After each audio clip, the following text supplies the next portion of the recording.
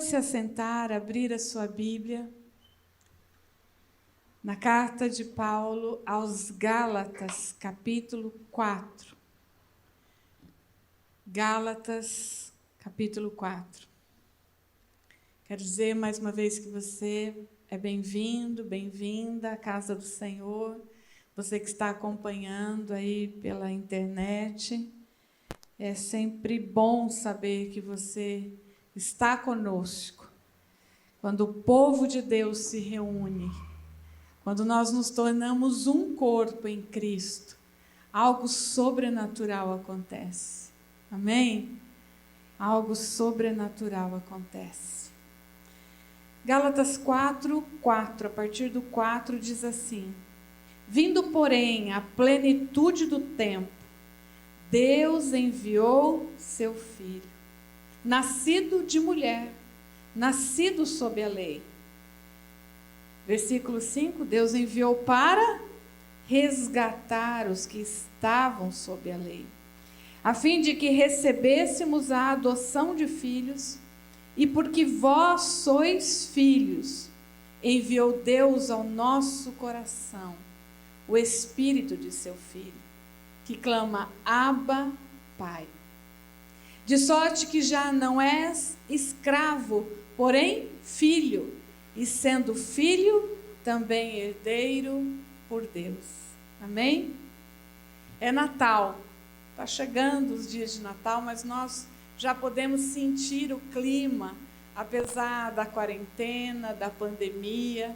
A gente percebe o clima, né? As lojas estão cheias de decoração, de presentes, as famílias preparando o cardápio da ceia, pensando como é que vai fazer.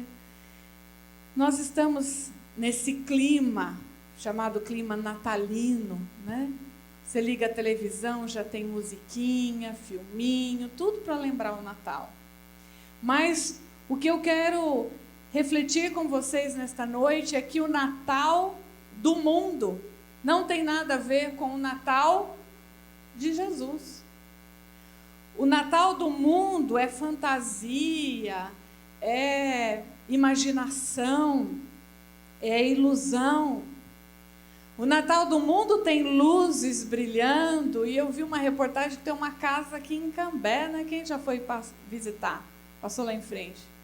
Passou na TV que tem uma casa super decorada aqui todos os cantos da casa do Natal, com a decoração de Natal. As luzes são bonitas, né? A festa é bonita. Todo mundo fica um pouco mais sensível, e aí as mensagens de Natal pedindo paz, e as pessoas se tornam mais solidárias e dão presentes aos carentes. Mas, queridos, assim como eu falei na mensagem anterior sobre o advento no Natal e a notícia que mudou o mundo, se você não viu essa mensagem, já está lá no YouTube, no canal da igreja, para você ver, rever, compartilhar. Esse evento não é um evento terreno, mas Natal é um evento divino. Como eu falei naquela mensagem, Natal é Deus vindo à terra e visitando os homens.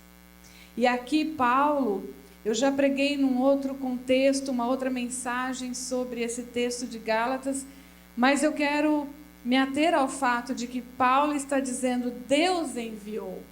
Deus enviou o seu Filho, e o seu Filho veio com um propósito.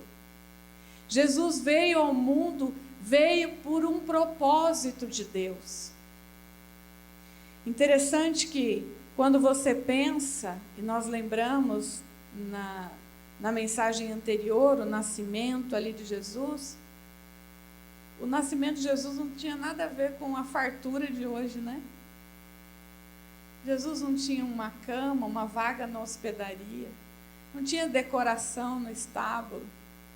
A vida estava difícil para José e Maria, eles não conseguiram nem descansar da longa viagem que fizeram. Nas famílias e nos natais terrenos, as pessoas dizem assim: seja bonzinho que você vai ganhar presente, né? Seja bonzinho que você vai ser muito abençoado. A Carol não acredita mais nisso, né, Carol? Mas a mamãe e o papai devem falar: olha, vamos ver se você for bonzinho esse ano, você ganha aquilo que você está querendo. Mas, queridos, Deus nos presenteou, nos abençoou quando nós éramos maus. Você era mau.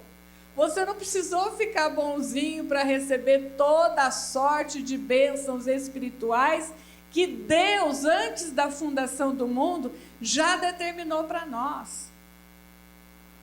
O verdadeiro Pai, que não é o Noel, mas o do céu, não ficou esperando você se tornar bonzinho, bonitinho. Ele já nos presenteou antes, muito antes de você saber que ele já existia. Se você vai anotar como um bom estudante que é Ulisses, eu quero destacar alguns pontos importantes sobre o Natal para nós. Natal é um evento divino e é o evento da vinda de Deus à Terra. Então, em primeiro lugar, nós precisamos relembrar nesses dias de Natal que Ele veio. As religiões nos impulsionam, ou a humanidade, a fazer alguma coisa para chegar a Deus. E as pessoas tentam ser melhores nestes dias. As pessoas querem de alguma maneira agradar aos outros e agradar os seus deuses. Mas a grande revelação do Natal é que Deus veio a nós. Diga, Ele veio. Ele veio. Ele veio para cumprir a profecia que Isaías capítulo 7, verso 14 registra. Portanto, o mesmo Senhor vos dará um sinal. E aí tem 2 pontos. Qual é o sinal? Eis que a virgem conceberá e dará à luz um filho e chamará o seu nome Emanuel. A profecia lembrada por Mateus, como o irmão Ulisses acabou de ler no início do culto. Mateus 1, 23. E eis que a virgem conceberá e dará à luz um filho, e ele será chamado Emanuel, que significa Deus conosco. Deus aqui. Deus comigo. Deus veio por causa de nós. Natal é Deus conosco. Natal é Deus vindo à terra por causa de você. Natal é Deus visitando os homens. Natal é Deus nos trazendo uma boa notícia. Natal é a esperança de estar com o nosso Criador. Natal é a esperança de nós podermos fazer parte da família de Deus. Natal é um evento espiritual, porque Ele veio. E Paulo diz que Ele veio no tempo certo. João capítulo 1, verso 11 diz: veio para o que era seu, mas os seus não o receberam. Ele veio para aqueles que Deus já tinha escolhido antes da fundação do mundo. Como diz o salmista, ainda no ventre da sua mãe, Deus já te amava. Por isso Ele veio. Mateus 18, 11 diz: Ele veio salvar o que tinha se perdido. Isso é o que diz Gálatas. Ele veio na plenitude do tempo, versículo 5, para resgatar, para livrar, para redimir, para perdoar, para trazer o Espírito Santo nos nossos corações. Apesar da diferença de traduções, a real intenção de Paulo ao escrever na plenitude dos tempos que ele quer dizer que se cumpriu o prazo ou que se cumpriu a profecia de Isaías. no tempo determinado, na plenitude desse tempo, então Deus enviou o Filho nascido de mulher, conforme a profecia de Isaías. Está vendo como é importante estudar a Bíblia juntos? Tem gente que fala que o Velho Testamento não serve mais, só fica no Novo. Tem gente que pega coisa do Velho Testamento e não vai lá ver no Novo para ver o que Jesus complementa. A Bíblia toda, nós cremos, é inspirada de Gênesis a Apocalipse. Amém? Paulo está dizendo, o tempo chegou, o momento certo, ideal, esperado, o tempo messiânico, escatológico, o tempo profetizado, o tempo que os profetas anunciaram. Quando esse tempo chegou, Deus enviou o seu Filho, nascido de mulher. Então Natal é Deus conosco, mas também Natal é tempo de Deus para nós. Natal é tempo de Deus, diga, tempo de Deus. Ele veio e veio no tempo certo. Você já sabe, eu já preguei aqui também, que a gente faz assim uma divisão entre dois tipos de tempo. O tempo cronológico, o tempo do calendário, né? E eu falei também na mensagem passada, do tempo do advento, que o calendário humano marca as datas, como o Natal, por exemplo, marca os feriados, marca as datas importantes para o país, mas o calendário de Deus marca os eventos de Deus. Por isso que o calendário de Deus, ou o tempo de Deus, não é Cronos, mas Kairos. O Cronos é a sua agenda, seus eventos, seus planos. E eu creio que está todo mundo aqui já fazendo planos, né? Semana que vem, alguns já estão de férias, alguns já estão viajando. A partir da semana que vem, alguns já estarão se reunindo com as famílias. Estão planejando o tempo Cronos. Mas Kairos significa a ação de Deus no universo. O momento que Deus trabalha no tempo e nas estações para que os seus planos se cumpram. E nós sabemos que nenhum plano de Deus é frustrado. Natal é tempo de Deus, o tempo que se confirmou, o tempo que se concretizou a profecia, Deus enviou o seu Filho. Mas hoje, nós já sabemos que Ele veio, nós sabemos que Ele voltará, mas nós também sabemos que Deus tem um tempo para cada um de nós. Deus tem um Kairos que Ele está trabalhando por nós.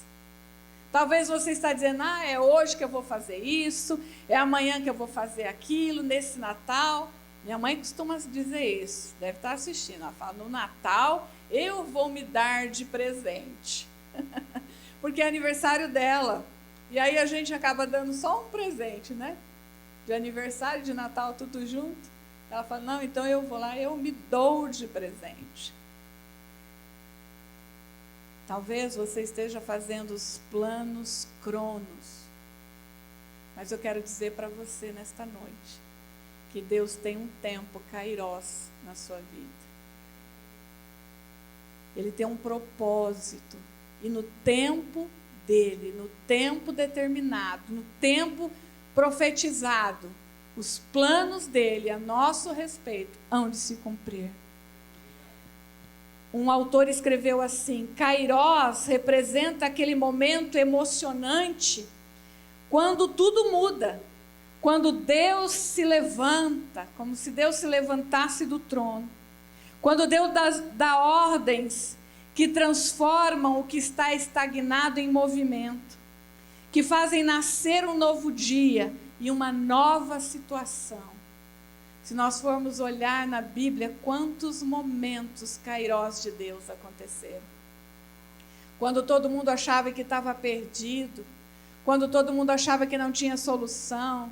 Quando estava o povo escravizado, quando os enfermos estavam cansados, então Deus se levantou E Deus ordenou no Kairós o tempo e as estações a serviço e a obediência de Deus por causa de nós, pobres, humanos, seres mortais. Acredita nisso? Acredita mesmo? Não, então você tinha que dar um glória a Deus, né? Eu falo isso para o meu filho, mas cada um de nós aqui é um milagre. Vocês conhecem o testemunho, 7 meses dentro de um hospital. Eu passei Natal e Ano Novo numa cama de hospital, 2 meses numa UTI. Mas no tempo determinado, no tempo de Deus para nós, Ele se levantou, Ele deu ordens a respeito do tempo e das estações, Ele deu ordem aos anjos, Ele visitou-me naquele hospital. E o Kim nem precisou ir para a incubadora, mesmo nascendo prematuro. E aquelas mulheres ali também hospitalizadas, escutaram durante mais de uma semana, né, amor? Um CD com músicas evangélicas, em inglês e japonês. Você já imaginou que mesmo eu não pregando, a mensagem daquele CD impactou os bebês que estavam nascendo naquela UTI neonatal? Eu creio nisso. No tempo determinado, Deus fez algo que a gente não consegue compreender, que os médicos não conseguiam compreender, porque ele recebeu alta antes de mim. Ele está liberado para ir para casa, mãe, você não. Mas como assim? Não tem ninguém lá em casa. Meu marido está trabalhando, não tem como mandar ele para casa. No tempo de Deus, a minha 3ª gestação. E quantas vezes as pessoas dizem, nossa, perdeu 1, perdeu 2, e se perdeu o 3º? E se for menino? E as pessoas iam me consolar, ah, Mônica, está difícil, né? Desiste. No tempo determinado por Deus, Ele fará a mulher conceber e dar à luz um filho. Pedro se refere a esse tempo. 1 Pedro 1, 19 e 20 diz assim: mas com o precioso sangue de Cristo, como de um cordeiro imaculado e incontaminado, o qual, na verdade, em outro tempo foi conhecido, antes da fundação do mundo, mas manifestado nestes últimos tempos por amor de vós. Vou ler de novo, hein? Pedro está dizendo que o que nos foi revelado já era conhecido antes da fundação do mundo, mas foi manifestado agora por amor de nós. 1 Pedro 1, 19 e 20. Porque Deus nos amou, porque Deus amou o mundo de tal maneira que Ele deu o seu Filho, deu por amor.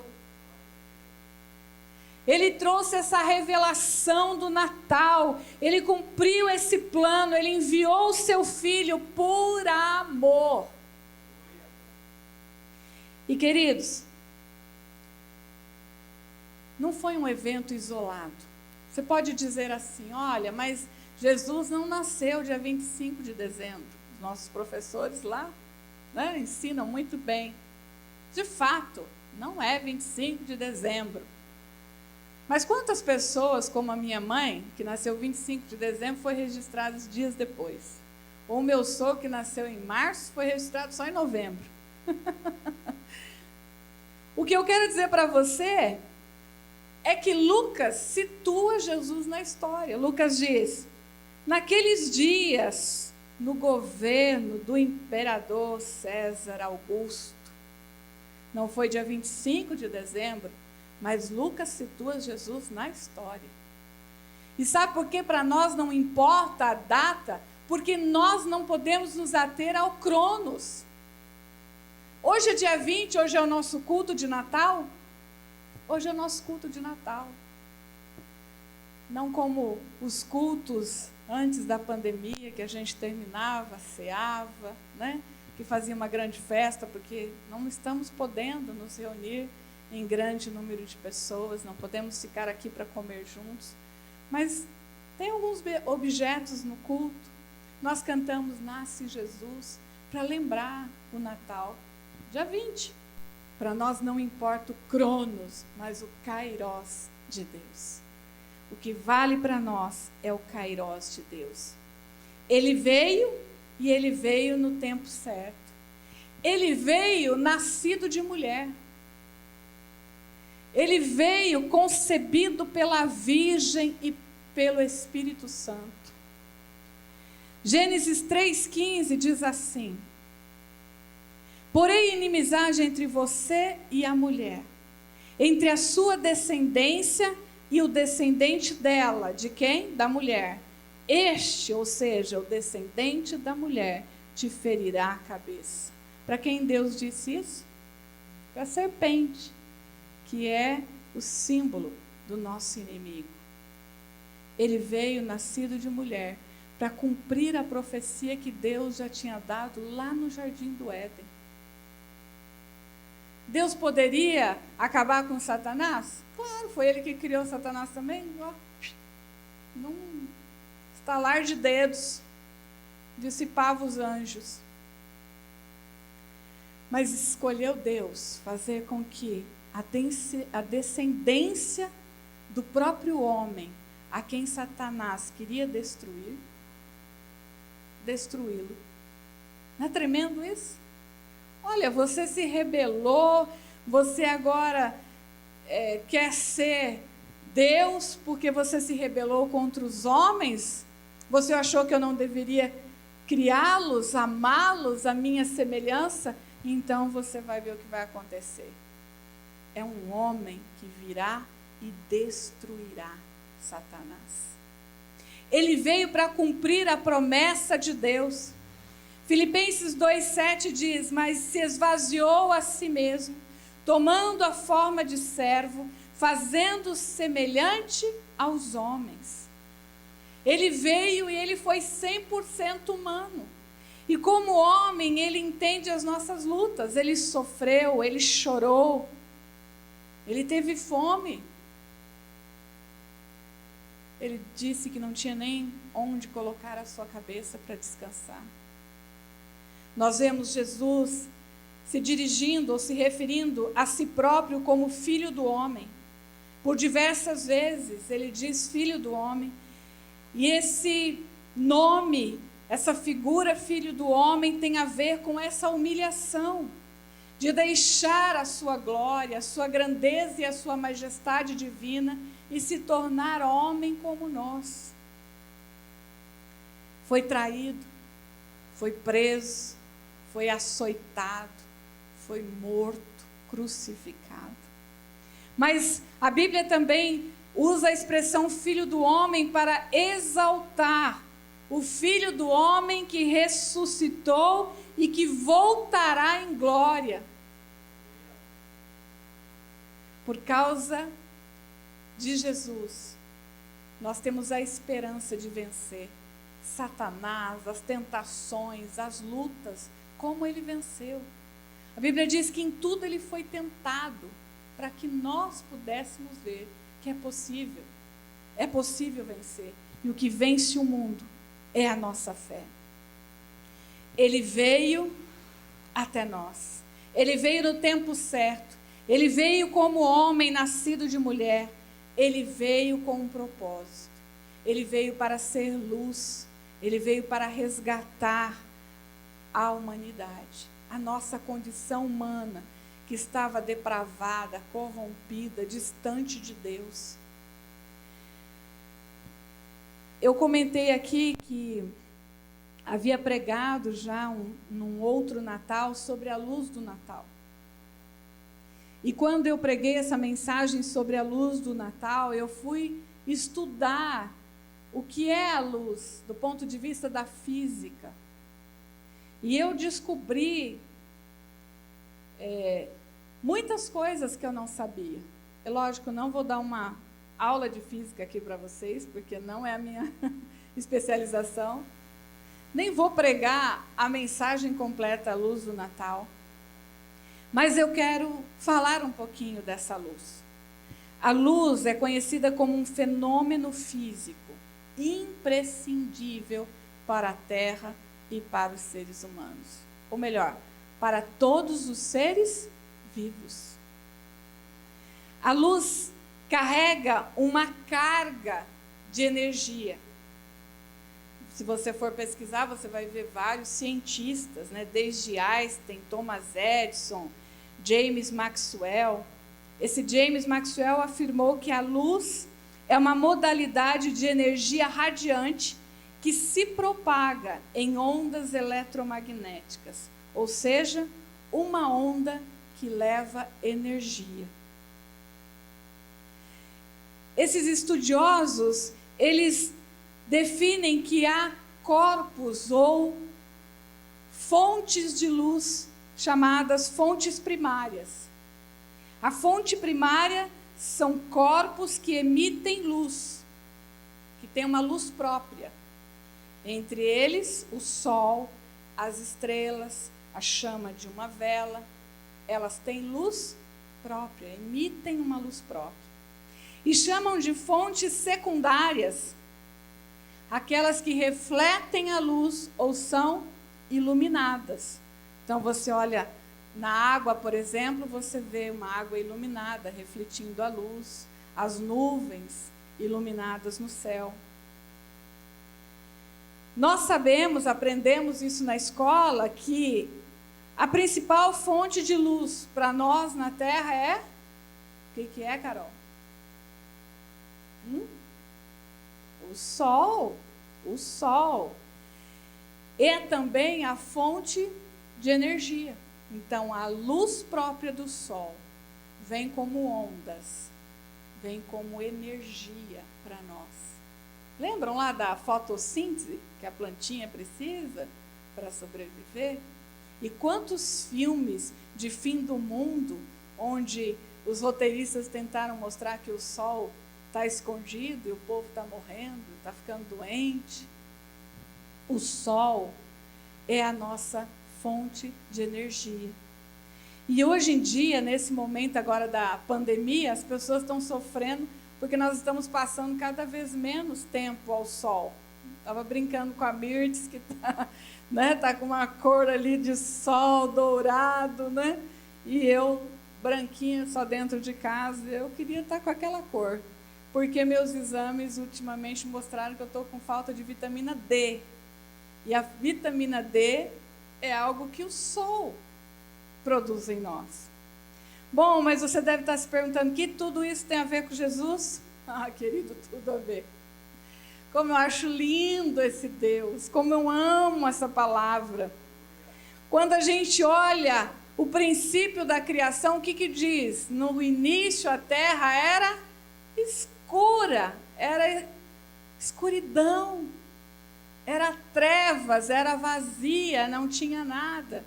E a primeira coisa que Deus diz é: haja luz, e houve luz.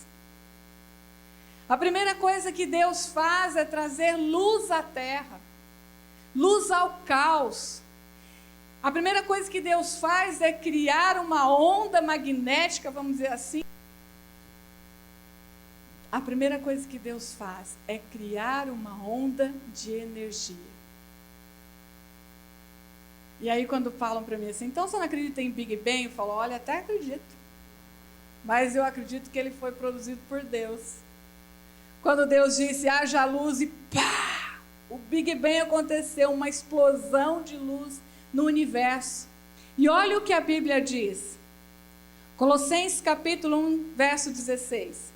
Porque nele, está falando de Jesus, foram criadas todas as coisas que há nos céus e na terra, visíveis e invisíveis, sejam tronos, sejam dominações, sejam principados, sejam potestades, tudo foi criado por ele e para ele.